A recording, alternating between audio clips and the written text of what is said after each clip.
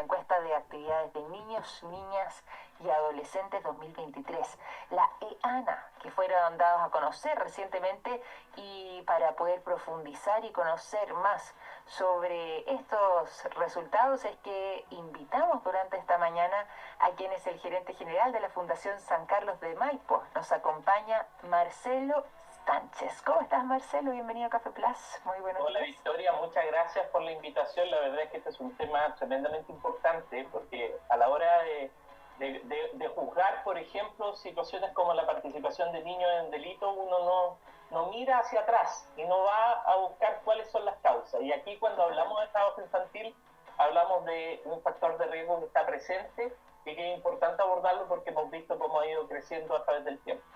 Totalmente, totalmente. Bueno, y por lo mismo, ahí preguntarte, antes de que nos vayamos directamente a lo que tenía que ver con el resultado de esta encuesta, preguntarte ahí también por la fundación, si pudiéramos explicarle a la gente el trabajo que ustedes realizan como Fundación San Carlos de Maipo, hacia dónde han estado apuntando también a través del tiempo, y ustedes hacen una labor muy significativa respecto a justamente lo que tiene que ver con prevenciones, apuntándose al desarrollo positivo de la infancia, así que, bueno, por eso es que también los convivimos hoy día, para poder ahondar en los resultados de esta encuesta, pero por lo mismo, ¿cómo podríamos contarle o explicar a la gente la labor que ustedes realizan? Muy bien simple, Victoria. Nosotros somos el brazo social de la Sociedad de Canal de Maipo. La Sociedad de Canal de Maipo es una de las organizaciones más antiguas de Chile, la más antigua. De hecho, es más antigua que el Mercurio por 3 meses. Nació en 1827 y fue la organización privada que logró llevar agua a todos los rincones de la región metropolitana, y así ha sido durante todos estos casi 200 años. Perfecto. Cuando estaba haciendo estas tareas, empezó a ver la realidad de territorios que estaban muy vulnerables, territorios con altos niveles de pobreza, etcétera, y dijo en el año 97 que tenía que hacer algo y que había que crear una fundación que se encargara de estas comunidades que están alrededor de los canales. Sin embargo, con el tiempo esto fue creciendo mucho más y fue la lógica de decir, bueno, ¿por qué no nos preocupamos de las políticas públicas que afectan a la niñez y a las familias en todo nuestro país? Y para saber hacer políticas públicas hay que tener los pies en el barro, hay que conocer de la experiencia, conocer de la realidad, y por lo tanto el año 2012 decidimos instalar modelos preventivos, porque no bastaba con llegar cuando ya era tarde. Nosotros colaborábamos desde el año 97 hasta el 2012 fundamentalmente con los proyectos del antiguo Sename, pero resulta que veíamos que la realidad no nos mostraba mejoras significativas en la realidad de los niños, y había que pensar entonces en otra lógica, en la lógica de poder anticiparnos a que surgieran factores de riesgo que condujeran a conductas problemáticas o a situaciones de alta vulnerabilidad social. Y por lo mismo, el año 2012 nos pusimos en contacto con la Universidad de Washington. La Universidad de Washington tiene el modelo preventivo más sólido en el mundo, más de 4 décadas funcionando con una evidencia extraordinaria, que es el Comunidades que se Cuidan, el Community Health Care. Y Community Health Care, que lleva, como te digo, 40 años implementándose en la reducción de conductas problemáticas, de 6 conductas problemáticas. Conductas, por ejemplo, la violencia, el involucramiento delictivo de niños, el consumo de alcohol y otras drogas, la exclusión educativa, la depresión, la ansiedad, las conductas sexuales de riesgo. Todos esos elementos, todas esas conductas que van configurando múltiples problemas en la niñez, se abordan con este modelo preventivo, y el año 2014 negociamos con la Universidad de Washington y lo trajimos a Chile y lo implementamos en algunos territorios de alta vulnerabilidad social. Territorios que en esa época ya comenzaban a ser territorios que estaban siendo perdidos para el narcotráfico, para el crimen organizado, que incipientemente empezaba a enraizarse en esos territorios, que antes tenían una lógica distinta, eran otro tipo de narcotraficantes los que habían en esos territorios. Más familias, más microtraficantes, etc.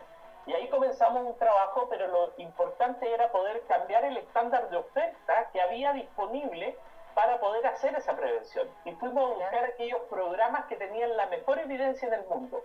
Fuimos a la Universidad de Miami, nos trajimos Familias Unidas, que también tiene más de 20 años con estudio aleatorizado, con grupo de control, que reduce un 65% la probabilidad de que los niños consuman alcohol y otra droga en su etapa adolescente.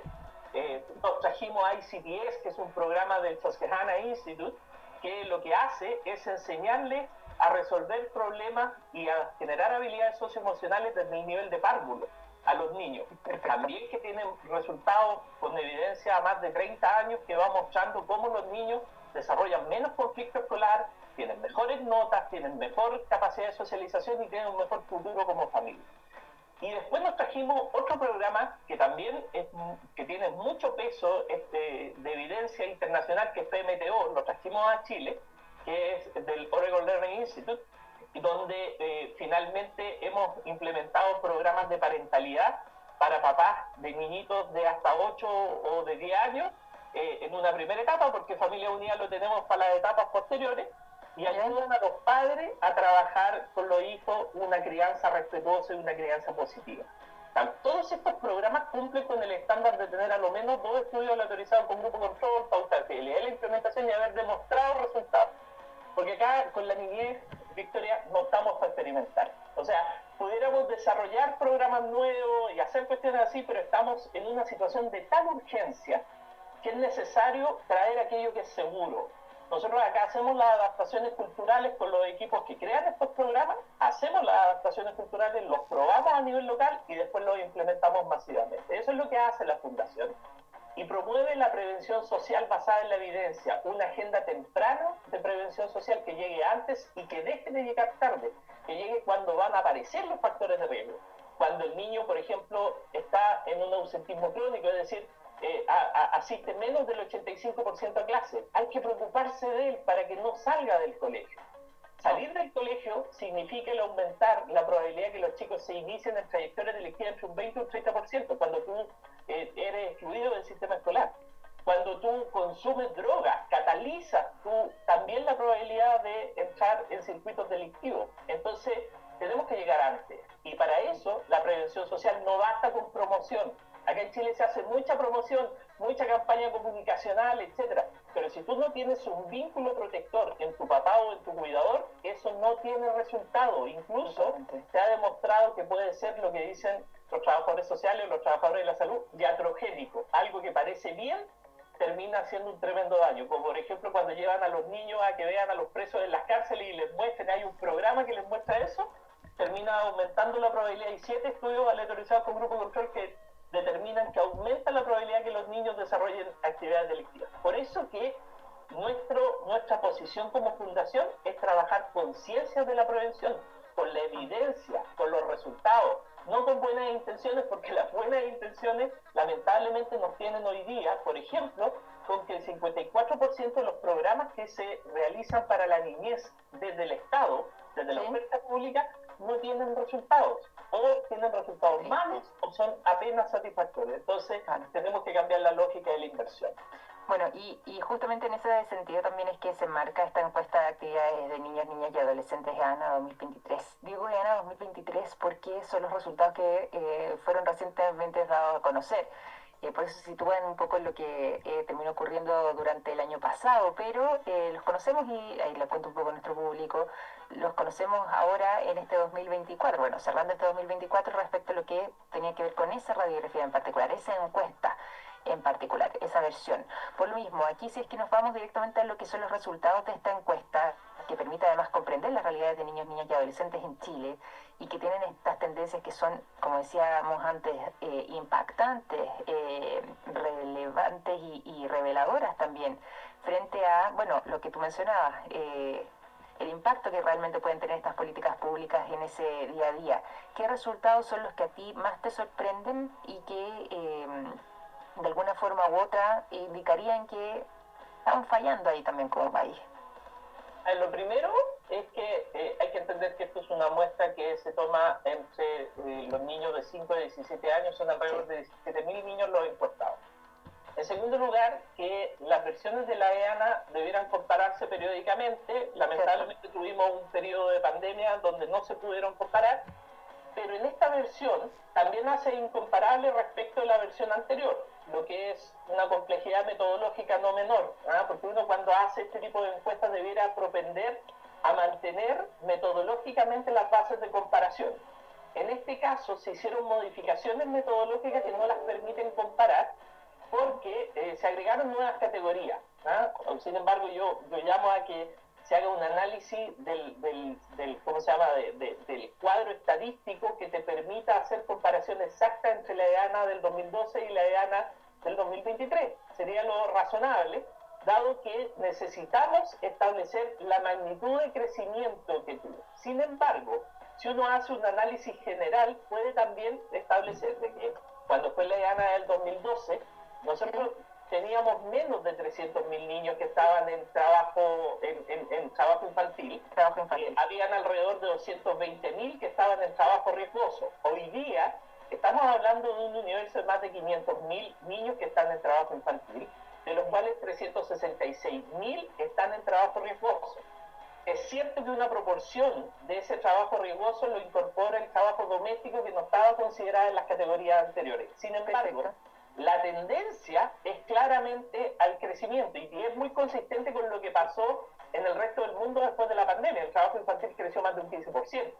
¿Ah? Bueno, en el caso de Chile es un 15,4 según los resultados de la EANA, y claro, respecto a lo que tiene que ver con el involucramiento, sobre todo en trabajos peligrosos, en torno al 11%, pero claro, la cifra, vamos un poco acorde a lo que decías tú, que también son las cifras globales.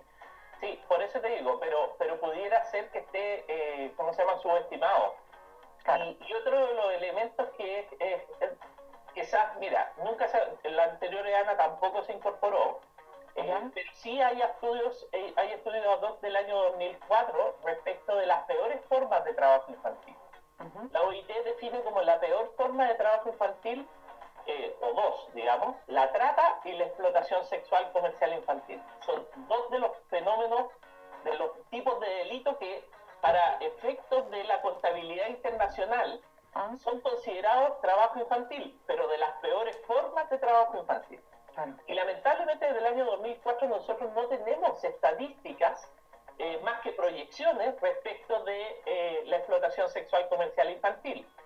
Contrario censo, hemos visto cómo ha ido aumentando de manera explosiva los últimos 5 años. Hoy día las denuncias por explotación sexual comercial infantil han crecido 2,4 veces en 5 años.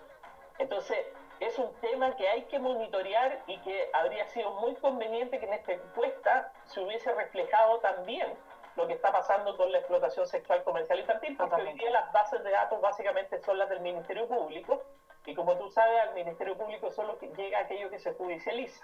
Por lo tanto, tenemos nuevamente un subregistro importante que nos da cuenta de que alrededor de 6.000 niñas son víctimas año a año de explotación sexual comercial infantil. Y eso es muy delicado. Principalmente porque Chile tiene un compromiso internacional que es la erradicación de la explotación sexual comercial infantil, y que debiera ser el objetivo del cuarto marco, que recientemente se comenzó a trabajar en él, pero que tenemos un retraso significativo en esa materia. Entonces, hay varios datos, la encuesta nos muestra datos y nos deja de mostrar datos que son muy relevantes. Dentro de los datos que nos muestra el 11,2% que tú hacías referencia de trabajo riesgoso, peligroso, 366.000 niños que están en esa condición, niñas que ejercen trabajo doméstico a riesgo, por ejemplo, que tienen que cocinar, que tienen que cuidar a otros niños. Hemos sido testigos por las noticias muchas veces que hay niños que fallecen por un accidente estando al cuidado de un hermanito, de una niña de 12, de 13 años, etcétera, que no tiene las capacidades tampoco y las competencias para poder cuidarlo, y sí tiene una gran responsabilidad. Entonces eso genera una situación tremendamente compleja y de alto riesgo. Hay niños que reciben un trabajo remunerado, alrededor de un 5,4% que está en el comercio más informal o está en la cola de una feria. Aquí, Victoria, hay que ser muy precisos. No estamos hablando del trabajo infantil que está regulado por el Código del Trabajo. El Código del Trabajo establece ciertas condiciones de formalidad, que son a los niños que están menos de 15 años si están desempeñándose en labores artísticas y con supervisión de la Inspección del Trabajo. A los niños que están entre 15 y 18 con permiso de los padres, permiso notarial de los padres, y siempre y cuando no dejen de ir al colegio, tengan jornadas semanales de menos de 30 horas, en ningún caso en horario nocturno. Eso está regulado por ley. Cuando hablamos de trabajo infantil, hablamos de aquel trabajo que no es formal, aquel trabajo donde los niños naturalmente están expuestos a esta informalidad, pero también a riesgos. Por lo tanto, que haya más de 500.000 niños en trabajo infantil en nuestro país es extraordinariamente grave. Cuando tú le preguntas a los niños, según la encuesta, cuando tú le preguntas a los niños cuál es la razón, los niños entre 9 y 14 años, principalmente un 32% más o menos, uno de cada 3 niños en realidad, dice que es para ayudar en la casa, es por razones estrictamente económicas. Pero cuando tú vas a los adolescentes, es decir, de los 15 a los 17 años, 6 de cada 10 que trabaja lo hace por tener sus propios recursos y ser autónomo. Y ojo, porque ahí está el mayor riesgo, por ejemplo, del involucramiento delictivo. Eso mismo te voy a preguntar. La captura de los niños adolescentes, que tienen la media más fuerte de involucramiento delictivo, está entre los 15 y los 17. Claro. Los niños no están en el colegio, buscan ingresos autónomos, bueno, y el involucramiento delictivo les permite tener esos recursos y además ser parte de una comunidad. Cuando el crimen organizado los mete en una banda delictiva para hacer portonazos, encerronas, etcétera, los niños reciben recursos diarios, les pagan inmediatamente y además les pagan parte de las ganancias que se genera. Entonces se hace un recurso, pero además tiene una comunidad que normaliza el delito. Entonces cuando tú ves niños que están en mucha vulnerabilidad, que han abandonado el hogar por problemas familiares, o que se han fugado del servicio de protección, y por lo tanto no están bajo la tutela de nadie, o están participando en redes de explotación sexual, por ejemplo, en el caso de las niñas. Todos esos elementos se ven facilitados por la presencia de esta lógica del trabajo infantil que está en estas condiciones de informalidad y riesgo, que además impide que lleguen todos los otros factores protectores. La familia, porque en el fondo la banda sustituye a la familia, el colegio, porque finalmente son excluidos del sistema escolar y no reingresan al colegio, que es el factor protector por excelencia, y también tienen una asociación con pares negativos que ya se han involucrado en estas carreras delictivas. Por lo tanto, cuando nosotros vemos esto, vemos la proporción de adolescentes que trabajan para tener su ingreso autónomo, no para cooperar con la casa, para tener su ingreso autónomo, ahí hay una alerta importante. Y por supuesto que otro de los análisis es que cuando hay mejor condición socioeconómica, disminuye el trabajo infantil. Por lo tanto, hay una situación que está vinculada a la exclusión social, que está vinculada al ingreso familiar, etc. Mira, Heckman y García, Heckman es Premio Nobel de Economía, hizo un estudio que publicó el año pasado, donde analizó todas las familias pobres y de mayor vulnerabilidad que habían recibido distintos tipos de beneficios del Estado. Beneficios como transferencias económicas, que es como lo más básico. Uno dice, ya le vamos a dar plata a las familias que están en una situación de pobreza. Pero también analizó aquellas familias que, estando en la misma situación de pobreza, habían recibido apoyo con programas de parentalidad, programas con evidencia, como el PMTO, como Familia Unida, etc. Y logró determinar a 12 años que esas familias aumentaban su ingreso autónomo más que las familias que habían recibido transferencias. Es decir, el apoyo a la crianza de padres y cuidadores es más eficiente que la transferencia de recursos económicos en un momento del tiempo a las familias, porque finalmente se crean otras condiciones de capital humano que hacen que se puedan adaptar y se puedan insertar en mercados laborales mucho mejores, mucho más estables, mucho más formales, etc. Y se eviten ciertos riesgos como por ejemplo el trabajo infantil, como por ejemplo la exclusión educativa, el consumo de alcohol y otra droga, etcétera, que destruyen a la familia. Esos son misiles que destruyen a una familia. Y cuando tú trabajas la parentalidad, logras que eso se reduzca y eso hace que esa familia en el largo plazo tenga mejores posibilidades de ingreso autónomo y salir de la pobreza. Entonces, esto es mirar fuera de la caja. O sea, ¿cuántos policymakers hoy día están pensando en poner recursos para programas de parentalidad que resulten para combatir la pobreza? No, totalmente. Bueno, y ese es un dato súper relevante, porque cuando hablamos de trabajo infantil, hablamos inherentemente de pobreza. Y si nosotros reducimos la pobreza, reducimos el trabajo infantil. Y ese es el llamado. Tenemos que invertir en una agenda temprana de prevención social, que invierte en aquellos programas que ayudan a padres, que ayudan a profesores, que ayudan a las comunidades a fortalecer los espacios protectores de la niñez, porque así los sacamos de la calle. Y al sacarlos de la calle, los alejamos de los delincuentes que tratan de involucrarlos en delitos. Los sacamos de la calle y los formamos, los apoyamos, les ponemos modelos prosociales y van a ser ciudadanos que realmente se inserten y puedan además salir de su situación de pobreza. Entonces, es súper importante la mirada que tenemos que hacer con estos datos. Si tú miras, por ejemplo, lo que pasa en los sectores rurales, en los sectores rurales tienes un 50% más de trabajo infantil que en los sectores urbanos. Entonces, la ruralidad también da cuenta de una mayor exclusión social de la que tenemos que hacernos cargo con una mayor oferta y llegando hasta esos lugares para proteger a los niños. No, es que lo que dices tú es sumamente relevante y bueno, y también un poco nos da el pie para esta última pregunta, nos van quedando los últimos instantes de programa y por lo mismo, ¿de qué manera también nosotros, más allá de la EANA en sí, pero de qué manera nosotros también como sociedad, personas comunes y corrientes, nuestros mismos auditores que lo escuchan, o sea, que nos escuchan ahora, digo, pueden contribuir o aportar también a la labor que ustedes realizan como fundación? ¿Hay algún modo en que podamos sumarnos, ya sea desde quizás algún aporte voluntario, aportes mensuales, voluntariados, no tengo idea, en fin, ¿cuáles serían esas posibilidades para poder apoyar el trabajo que ustedes como fundación realizan? Muchas gracias por la invitación, pero yo la quiero extender al sector filantrópico y organizaciones sociales que realmente necesitan mayores recursos. Nosotros afortunadamente contamos con los recursos de la Sociedad de Canal de Maipo que nos apoya.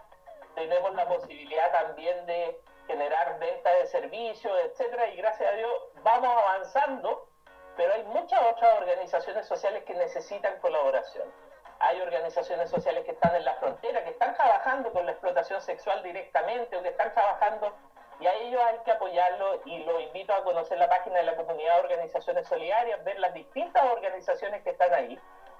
Pero por otro lado, el principal aporte, el más importante de todos, Victoria, ejercer nuestro rol parental, preocuparnos como padres y cuidadores de nuestros hijos, ejercer monitoreo con quién se junta, qué es lo que hace, preocuparse e involucrarse.